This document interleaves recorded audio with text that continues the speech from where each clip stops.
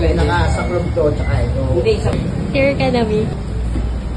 500. Hello sa inyo mga katolongges. Di ba yung nakaraang, ano ba yun, Sabado ata yun? Nag-post ako. Natikitan kami. So ngayon, pupunta kami Las Piñas para bayaran. Dahil rest day ko ngayon. Sama ko si Master. Tara na, kasalanan niyo yun eh. Kaya kami nahuli. Sandals ba naman? Hindi ko rin naman alam bawal na pala. So ngayon, hindi na tayo ulit. Kaya lagi na tayo nakasapatos. Tara, pumunta na tayo ng Las Piñas. Let's go.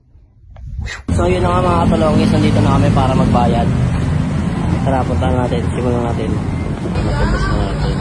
Aming bayaran.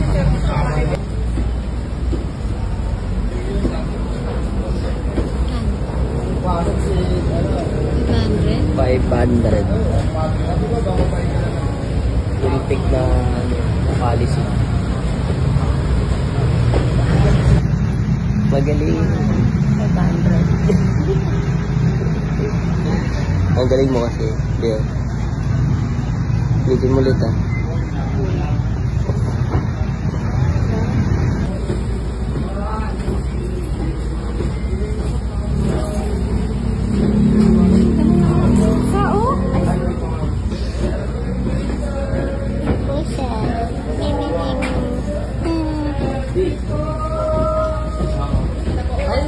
Pwede kong papalit. Picturean ko yung isa dito sa labas eh. Ano yan, Dave? Magbabayaran ka pa ulit? Bang dan? Isang lang po kayo nga. Mo na lang ang Bin. Here ka na, Bin.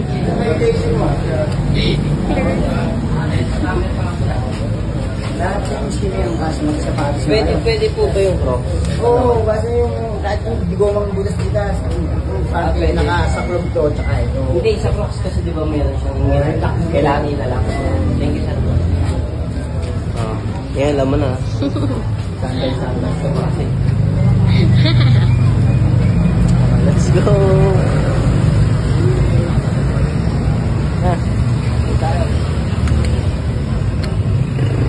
Oo. 500. Tignan mo, pagkakaks na tayo, pwede yung Crocs. Pakita na ito mag-Crocs. Mag-short ka ba?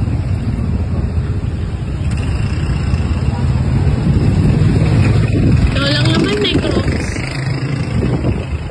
Paparinig po. Paparinig po. Ikaw lang naman may Crocs.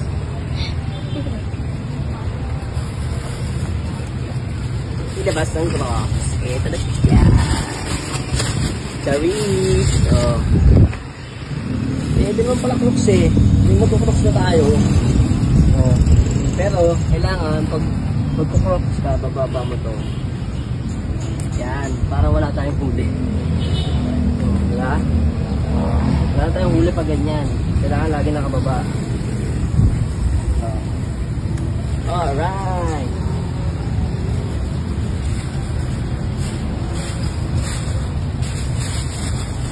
Uwian tayo.